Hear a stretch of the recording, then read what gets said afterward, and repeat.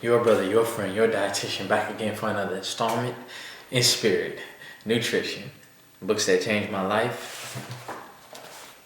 Black folks' guide to making big money in America. Let's get it popping.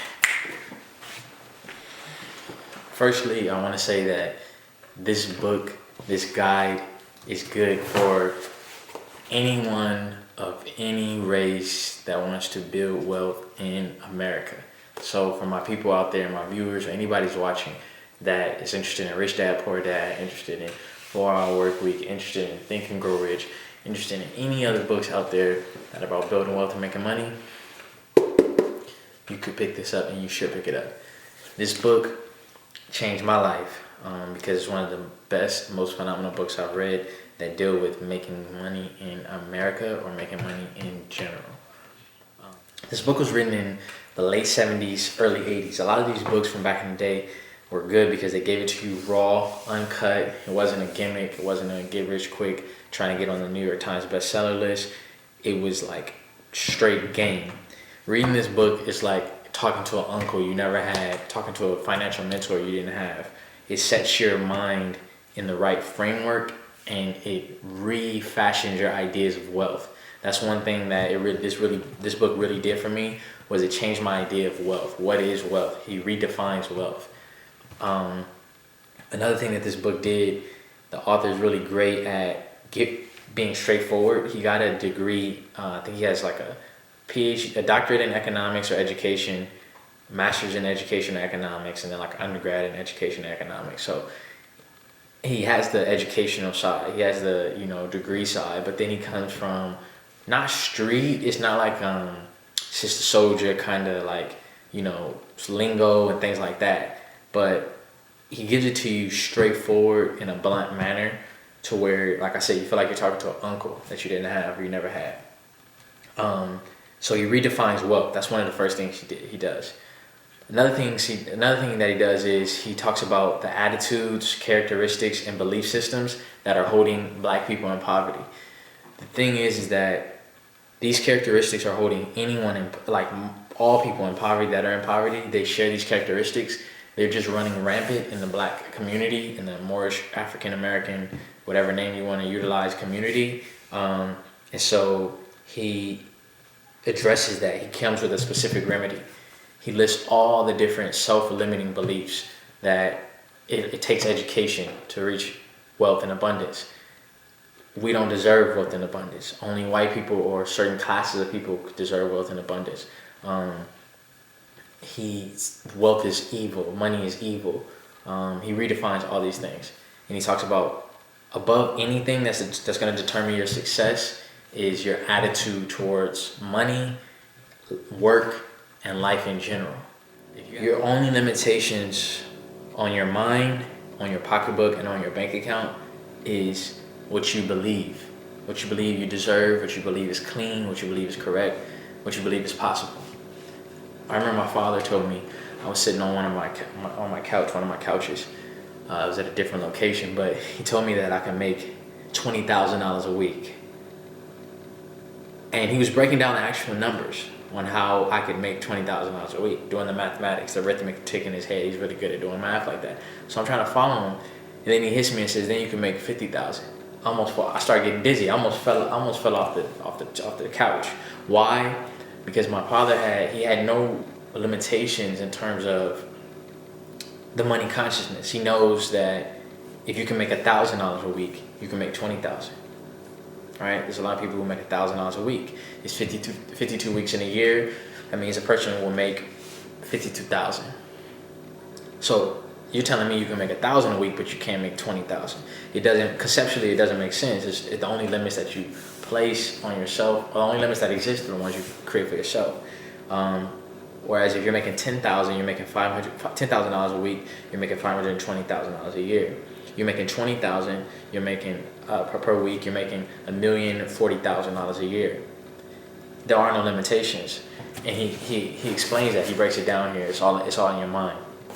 So once you break free of the chains of things that you were told about money, self-limiting beliefs about money, about what you deserve, If you deserve, so you telling me you can live in poverty, but you can't live in abundance? Like, who are you to say that you don't deserve abundance? You see what I'm saying? Like, just you're a human being. You live on Earth. You're gonna have to live here until you pass your form. Why not enjoy abundance? Why must you be limited to $50,000 a year, $20,000 a year, 30,000? Why not go for more? Why not say that you deserve more? So he talks about that. He talks about how to circumvent racism, poverty, in unfortunate birthing circumstances or unfortunate environment that you were born into. He talks about living beneath your means, teaches you how to live below your means. He teaches you, again, about the negative things holding black people back in poverty. I'll list a couple of them, because they're here in the book. What's holding black folks in poverty, page 60. Just read a couple of them real quick. Just to give you an idea. One common characteristic of fortune builders fortune builders either have a supportive spouse or no spouse at all. That's one thing that Napoleon Hill talks about, and George Shubira, who's the author of this book, talks about, is that you have to have a spouse that's in your corner, or don't have a spouse at all. Because if you want to start that 7-Eleven, people make fun of all those Indians that start those 7-Elevens and Subways and stuff. Well, guess what? They're living financially independent. They're living independently in terms of their finances. And guess what? When they bring up the idea to their wife, she's backing them. Of course you can, my love. Of course you can create a 7-Eleven and provide for the family and provide for our children so they can become engineers, doctors, lawyers, etc. You gotta have a supportive spouse. But he says some of the things holding black folks in poverty: lack of awareness of wealth building principles. He delineates and breaks down actual wealth building principles in the book, ones that I had never even heard of before. It's a key tome. Tome is like a book. It's a key book. You gotta have it. Another thing holding black people in poverty is a good job. A lot of people are confused about what does he mean, a good job? Why would that hold black people in poverty? Well, jobs limit your potential because you have that golden ladder that you're supposed to climb up someone else's business. And it may be good, it's providing you a decent income, quote unquote, good benefits, etc. But it limits the amount that you can do, because you could eventually create your own business and make 5 to 10 times or 100 times the amount that you're actually making. But you're so comfortable and placated in that job that you don't shoot for anything higher. So that's why he's saying a good job can hold people in poverty. Fear of failure, or what they will say syndrome. So, oh man, my family members, what are they gonna think about me? Just Thanksgiving just passed. I was chilling with the fam. I don't celebrate Thanksgiving. I celebrate my family during this time. So I was with my fam, and it was just lighthearted stuff. But they were clowning me because I got 3 jobs. You know what I mean? And I'm always talking about, man, I got 3 jobs. Because they say, man, you look, you're busy, you're tired, or whatever. And I'm always saying, I got 3 jobs. I got 3 jobs. I'm not trying to brag. Sometimes I just tell them, I got 3 jobs. But they clowning me. But I don't do it. I don't not do it out of fear of them saying, oh man, look at Mark, he's doing this and that, or fear of failure. You gotta get rid of those fears and just go ham. New luxury car payments. So this is just living above your means in general. People like to live above their means. He talks about not doing that, and how you could save money over time with a cheaper car. I own my car right out. No car payments. Television. Telling lie to your vision, right? Television is deadly. It makes black people, or you, or any people in general, glorify those people on TV, and it doesn't empower you enough. Also, it programs you. That's why it's called programming, right? It limits your possibilities because it doesn't empower you a lot of times. There's a lot of good shows on there if you find the good ones that demonstrate, self-improvement and different things like that. But most of the time, television shouldn't be watched. Most of the extremely wealthy people, very productive people, they do not own televisions in their homes. Yet the average man does. Yet the impoverished man does. What's the difference? What do they own? They have books. Sexual escapades. That's another big one holding people in poverty because they make all this time to have these sexual escapades, having sex with the mistress, the side bae, the side girl. That's why I said in my other video, what if instead of a side chick, you got a side job? You got to cut back on that. If you make time for that, you can make time for other things. Drugs and alcohol, prison records, rampant unemployment, isolation in the negative environment of the ghetto. So there's a lot of shining stars in the ghetto. There's brilliant people that are in the ghetto and in third world countries. Brilliant, magnificent people. Ones that can totally change the world. But their capacity for change making is limited because of their environment, because of people that are tearing them down, because of crime, because of gangs and things like that in their environment. So he talks about that and how to circumvent it. Poor business attitudes. Not trying to serve the customer, trying to be the boss, boss person, and not putting the customer first. Non-acceptance of the delay reward philosophy. That's something I'm working on now. We want instant gratification, whereas delay reward, waiting for the long haul will give you the best benefits. Facebook didn't make money for years. It was actually in debt for a little while. I made money later on. All right. So those are some of the characteristics of building, or some of the things that are holding Black people in poverty. Again, he talks about building credit, how to develop credit lines, how to improve your credit. I talked about how I had $40,000 credit line because my grandmother had $40,000 and $40,000 credit line, and she inspired me to shoot for that. This book teaches you how to do it. So this year I got to $40,000 credit line. That's almost $100,000. I'm 25 years old. Like I said, that's legitimate. And he talks about the different ways of building wealth and defining wealth. That's another thing. He defines wealth. So he defines wealth as not only how much money comes in per week, but how much money you have access to, instant, quick cash. So in terms of emergencies or in terms of opportunities, if those arise, you want to be able to produce large amounts of cash. Your borrowing capacity. So that goes back to my credit lines. That includes in the definition of wealth, your borrowing capacity. How much can you borrow? Well, why do you need to borrow money? A lot of people that are impoverished or don't have understanding of money and finances, they don't understand that it takes money to make money. So if you can borrow, you can invest that or flip that and make more money from that. So it's really important to have a high borrowing capacity. The ability to defend what's yours, yourself and your posterity. That's another definition of wealth. Your time freedom is wealth. So not being bound to a job or a business, having time to go travel, having time to go to your daughter's recital, having time to go see the play, having time to play golf. This is included in wealth. One's home environment. So here, it's beautiful. I could give you a panorama, but how I'm living is magnificent because I created it, but also because this is a part of my abundance, part of my wealth. I can have parties in my house if I want. I could play the piano. I could have animals in here if I want, but I don't like animals in my home. But I can do whatever I want because that's a part of the wealth. Wealthy people can do whatever they want in their homes, where impoverished people, they're told how many people can sit in the room, how many animals they could have, how much noise they can make, all kind of stuff. If they can have parties, when they need to turn the lights off, not when they need to turn the lights off, but when they need to be quiet. All these things are governed by outside forces and the poor. So the ability to express creative urges. So you have people that want to become pilots, people that want to learn how to dance, that want to learn the piano, that want to practice capoeira, that want to do whatever. The more wealthy you are, the more ability and possibility you can express your creative urges. He also breaks down how wealth is not attained just from getting a higher salary.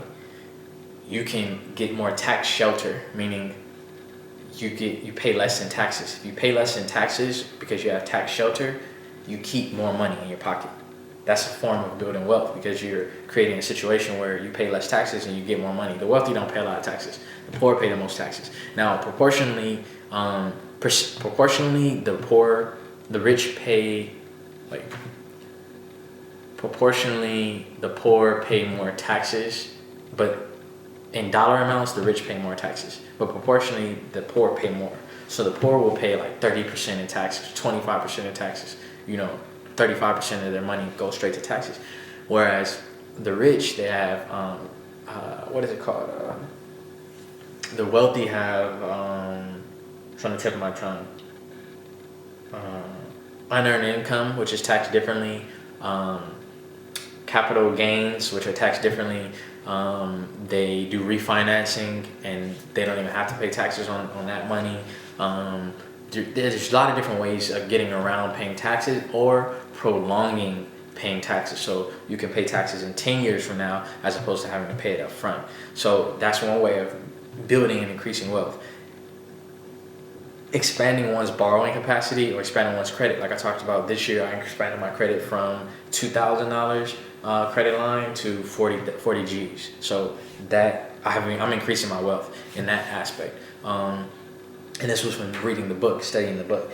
And there's no limitations to this. So you can have there's people with $100,000 credit lines.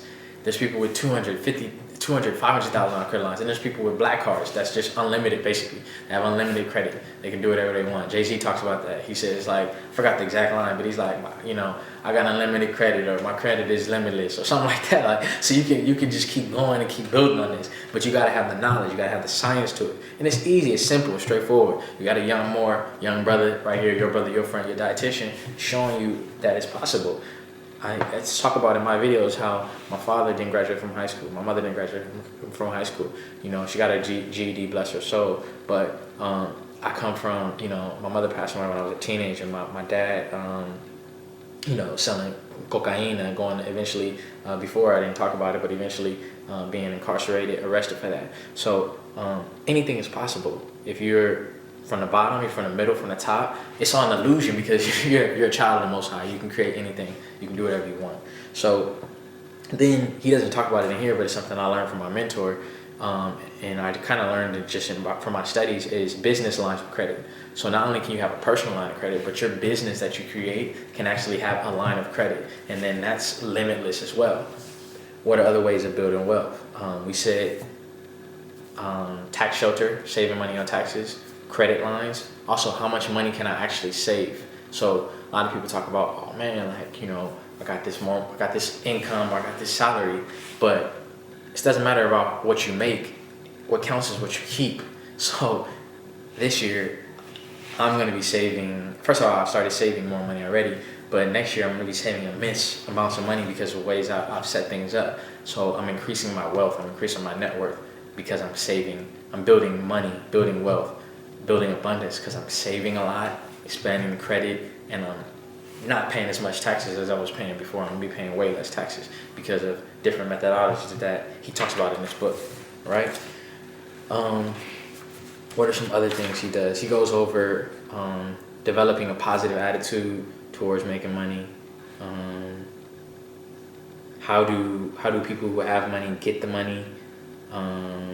Talks about, he states something that's good. It says, I believe that racism is one hell of a consideration and handicap for black folks in making money in America, but I do not believe it can stop the majority of black folks who are determined to make their fortunes. I believe that everyone, black and white, has to operate in an incredibly complex system of internal and external forces which influence our capacity to make money. Since no one can control the external forces, a person should concentrate on controlling the internal forces relating to oneself. The greater you can control the internal forces, the more effect you have on the outside world. Attitude is the single most important element in assisting or restraining a person from making his or her fortune. Negative attitudes are rather natural in the black community for obvious reasons. He goes over the different reasons previously. And if you're from the hood or if you're from the black community, then you understand off the bat what he's talking about. It's very destructive. People have negative attitudes towards wealth, towards money, towards success in general. Okay. But there are means for black fortune builders to overcome these attitudes. I like him because he always has a positive mind state. He talks about overcoming, always moving forward. There are definite methods to building fortunes as there are methods of staying in poverty. There's cause and effects for everything. So there's ways of staying impoverished and there's ways of becoming wealthy and experiencing it. You just have to follow through. I believe that once a person understands these two sets of principles, they can unravel the mystery of money and understand that there is no mystique or magic to making money. It's just a science to it. The final point that has to be hit upon is the extreme importance of the use of time. Time is the most limited asset. Steve Jobs talks about this. He says, your time is limited. Don't waste it living someone else's life. Meaning, don't go off of what your family is telling you, or don't go off of what society is telling you. Go off of your intuition and your own deductions from your own mind and mentality. Once you waste big chunks of time, it's lost forever. And he says you're most likely to run out of money. You're most likely to run out of time before you run out of money. I like this because he says that basically that time is a hugely important asset. When you're young, money and time are like close because you have to make a certain amount of money. This is our golden age. It's our golden time. I got three jobs. You see what I'm saying? So I hustle hard. I go ham to make more finance. But as I stated, I don't just work just relentlessly at these jobs and think that's the only way to build wealth. I'm building wealth on seven different avenues. I got different revenue streams, so I'm improving credit, saving more, tax shelter, depreciation and appreciation. Got the rental property, got tenants, and I'm working 3 jobs. So it's increasing on all different levels. But he basically says that one should have. Before I say that, I'll say something else. He goes into ways of budgeting money. Talks about the basics of saving money, how to search for a job. He talks about education and research. He talks about like the 2 methods of budgeting, like budgeting forward and budgeting backwards. I like budgeting backwards, and so does he. Budgeting forward is creating a budget that you want to stick to, that you're going to apply discipline with and to, and say, okay, I'm only going to spend $200 on groceries. I'm only going to spend $50 eating out this month. I'm only going to spend $50 or $150 on recreational, movies, fun stuff. I'm only going to spend whatever. You just create a budget and then you go from there. But backwards budgeting is a little bit better. You can use a website called mint.com, mint.com. On there, he talks about, not on there, but on that website, it allows you to connect your bank accounts and your cards to that website, and it tracks your spending. So it'll create pie charts, bar graphs of your last weekly spending, monthly, 6 months, 3 months, 2 days, yesterday, today, whatever you want to track. It tracks it, and it'll tell you. It creates categories like bills, gas bill. It'll say bills, and it'll break down into different pie slices of the different bill categories, and then it'll also have eating out. It'll have groceries. You can create budgets on there. It's really cool. So I use that. But backwards budgeting is taking note of all your spending for the last week, the last month, and then you review it in retrospect and say, okay, what could I have used gone without? What was a waste here? Like, okay, I ate out at Chipotle 16 times last month. That's outrageous. That $10 a trip, that's $160. That could be money in my pocket, right? Then you look and say, okay, I bought some glasses, I needed those. Okay, went grocery shopping, needed all that. I hit up, let's just say Starbucks. So I hit up Starbucks and I spent way too much money in Starbucks. Backtracking and back budgeting is a good way to forward budget, because you look at your spending habits and you trim the fat. You cut off places where you actually shouldn't be spending a bunch of money. That's one way of budgeting. But he talks about, besides budgeting, he talks about the importance of straightening out credit, and he goes into developing a credit history, but the basics of credit development. But in addition to that, he also looks at saving and storing dollars. So he talks about the different ways to save. So you can budget saving you can utilize budget saving, which is cutting back on your spending, and therefore you save money. So you cut back on the Starbucks, you cut back on the Haagen-Dazs, you cut back on the extra little spending that you're doing. But you may live beneath your means, so you may get a cheaper car, live in a cheaper apartment, get a roommate, rent out your property, or do something like that. Then there's also added income savings, so that's getting multiple jobs. So you may get a side hustle, a part-time job, Etsy, you may start selling jewelry, you may start working locally as security, you may do some consults on the side. That's added income. So with more income, you can save more. He goes into company investment savings. So I work for a Fortune 500 company where they offer discounted stocks in the company, so you can purchase your money in there and purchase your stocks for cheaper, and you can store your money that way, and it can appreciate over time because the stocks are going up over time, right? Then there's just like CD accounts, regular bank accounts, stocks, also buying into real estate, investing into real estate, all right? Purchasing art, antiques, jewelry, gold, silver, diamonds, things like that. That's ways of saving money as well. He just really goes in, but I want to sum up the video and also get into a couple other things before I finish.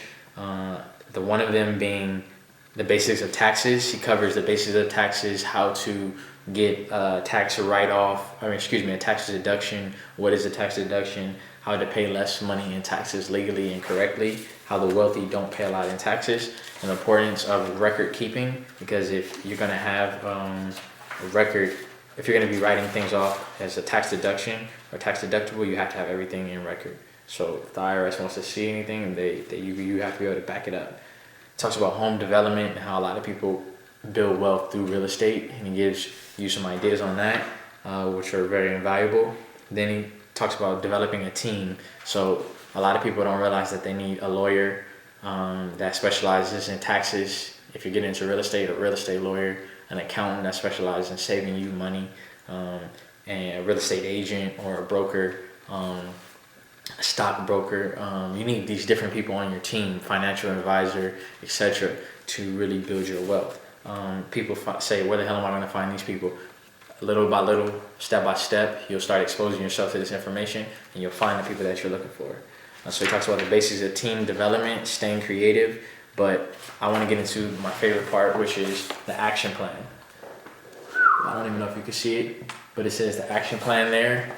That's the most important part, because action creates results. Me utilizing this action plan actually brought me success and increased wealth, increased abundance, increased finance.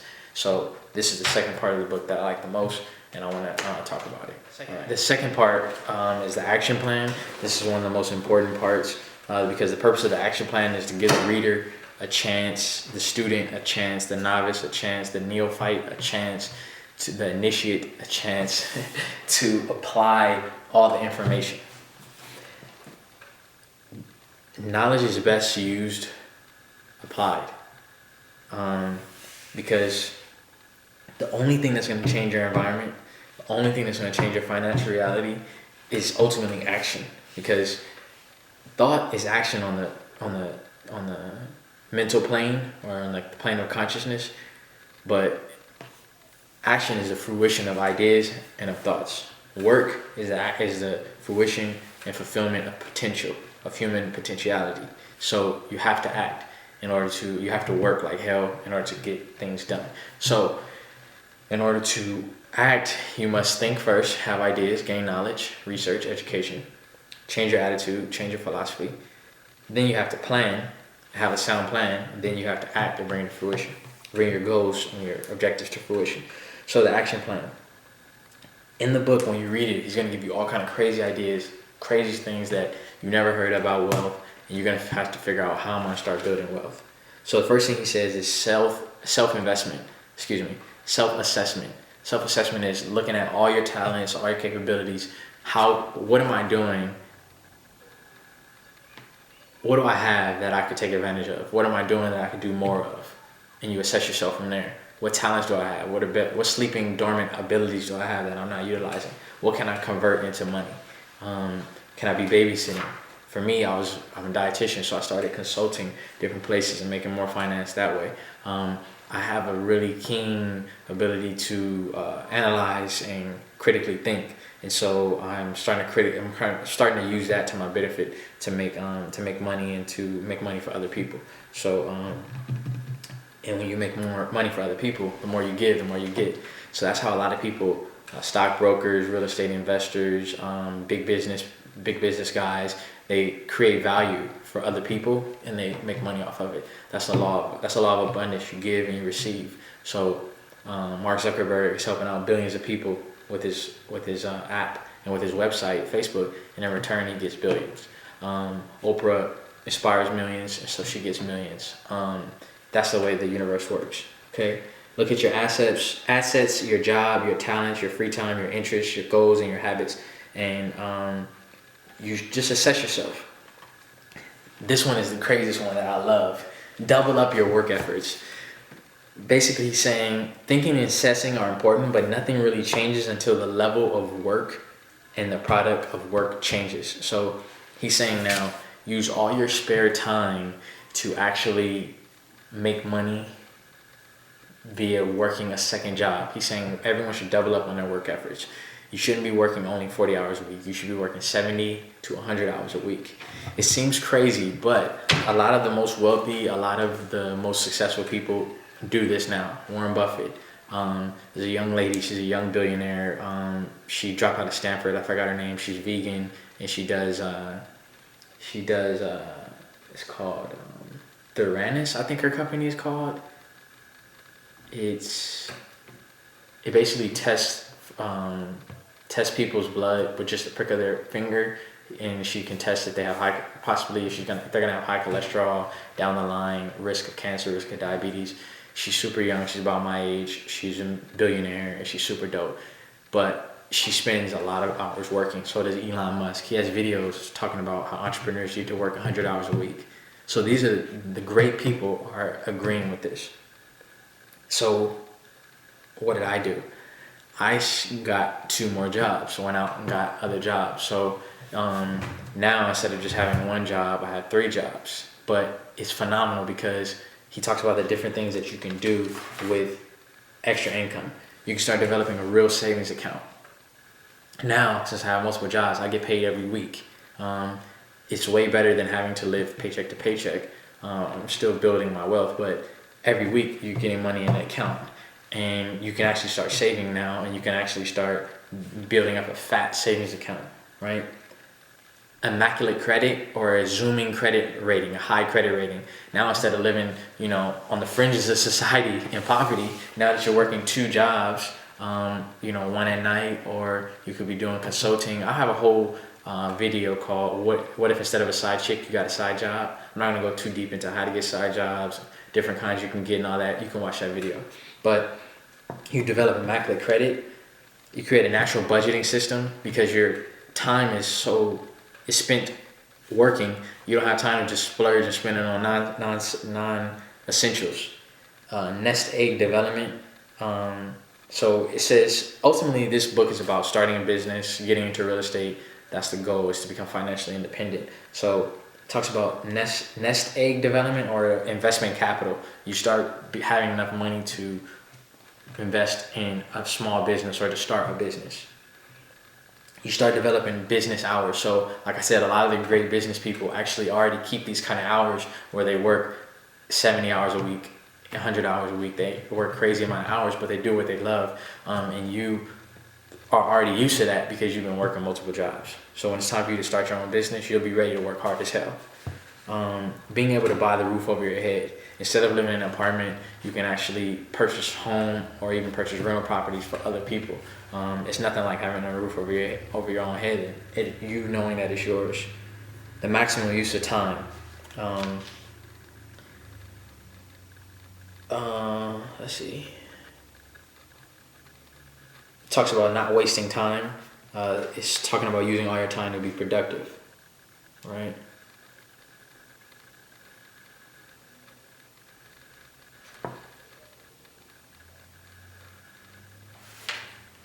Self-education is part of the action plan. Looking into sales. developing a real estate base, so investing in real estate, and then eventually starting a successful business enterprise and repeating the steps that we already went through again and again until you just keep crescendoing and going up in your wealth. A lot of people don't know that a lot of the most wealthy people, they started off with smaller businesses and failed, or they had smaller businesses and succeeded. The 5-hour energy drink, that was created by one of my idols. It's funny, he's my idol, but I forgot his name. But he is an Indian brother, and he actually started a couple other businesses, and one that actually grossed him a profit in the millions of dollars. So he actually became a small-time millionaire before he started 5-hour energy drink, and he realized, hey, I can actually make even more money on this energy drink idea. Elon Musk, he started PayPal. Peter Thiel, he also participated in the founding of PayPal before they got big. The guys who started YouTube, they worked on Yelp, they worked on PayPal. So they're just serial entrepreneurs. This book honestly changed the game for me. It's allowing me to build wealth and stay focused.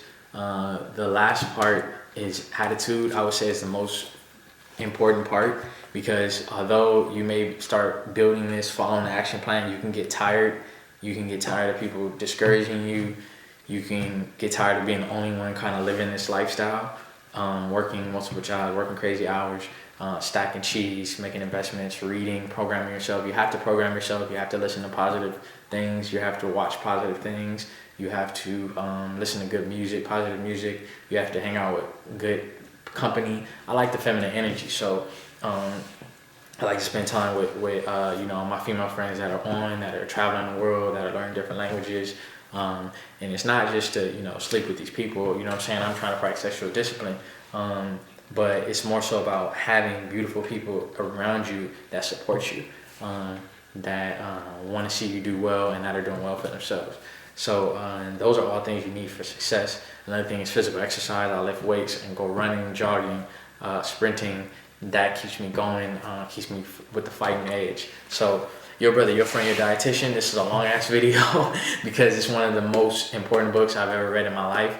Black Folks Guide to Building Money, to Making Big Money in America and Building Wealth. If you want to build wealth and you're of any race, I highly recommend this book. If you made it to the end of this video, you've benefited greatly, but not as much as you'll benefit if you purchase this book and you apply the principles. It's changed my life, and I'm just getting started really. Like next year, I'm gonna start seeing the benefits of all the seeds that I planted. Like he talks about buying a duplex or 3-family, 2-family, 3-family, or 4-family, living in it, rent free, and being able to save money, start businesses. I'm just at the beginner stages of it, and I've already seen great changes, and I'm gonna really see the benefits of my hard work next year. So, your brother, your friend, your dietitian, back again for another installment. Inspirit Nutrition. Peace and blessings.